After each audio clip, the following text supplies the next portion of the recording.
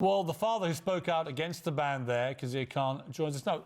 Very welcome to you to the UK. You became a global phenomenon after that speech. Tell me, first of all, did you expect the reaction that you got, and how have you dealt with it since?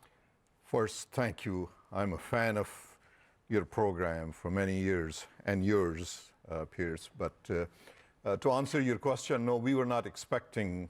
We are private, humble, modest citizen, patriot American Muslims, but this is just beyond our imagination. But maybe it was the need of the time.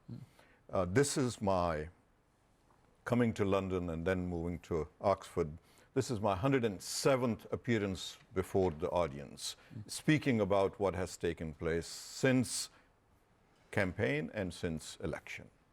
How is the situation for Muslim Americans changed since Donald Trump became president? There were, many fears about a backlash against Muslims because of the things that he said. Is that actually materialized, do you think? Or actually, some of the things that he's done calmed that down? It has not calmed down. It has alienated the community within the United States and throughout the Muslim world. Armed forces of United States have expressed directly and indirectly that they are facing difficulty in executing their orders, their policy in Muslim world, because the Muslims now do not genuinely support them. What about, I mean, Piers would maybe take this position more readily than I would, but if you have a look at what Donald Trump is doing against ISIS, if you have a look at what he's doing in Afghanistan, if you take a look at what he did in Syria, against people where Muslims are suffering and he is trying to go in and be a world leader, has that had any sort of impact, do you think? Not at all. Positively? Not at all. First, let me clarify that these decisions in Syria and in Afghanistan are the military's decision, not Donald Trump's decision.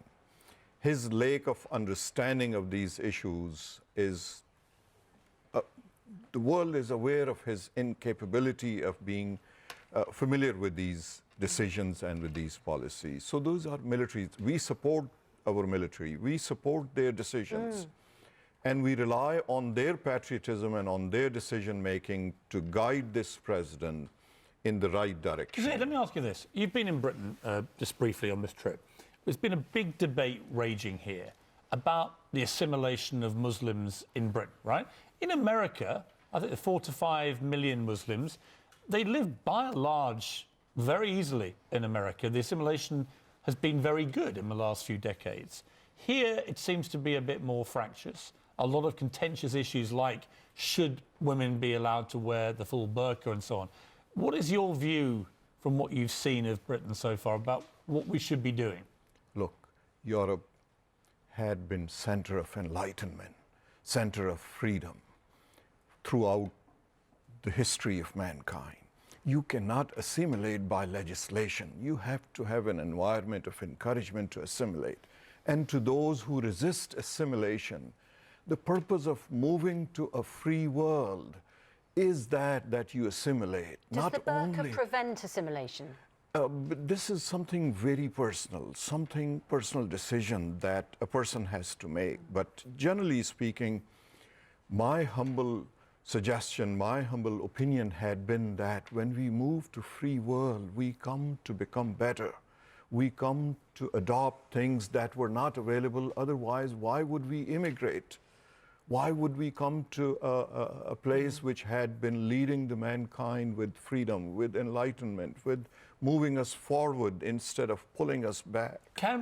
Final point on this, but can Muslims, as many argue, do more to root out the extremists in their midst? Of course. Look, when we where we immigrate, be it Britain, be it the United States, we become citizen and protector of those societies and those countries. Those are our countries. It is obligatory on every Muslim to make sure that all those who wish bad are rooted out, are taken out, are pointed out, are identified that we will not tolerate this. Because it's great to have you here. I was in awe of your speech. It had a huge impact. I thought Donald Trump's original plan to ban all Muslims was ridiculous, and you articulated that extremely powerfully. So good to see you. Thank you very much. Enjoy your time so in much Britain. for coming in. Thank you very much.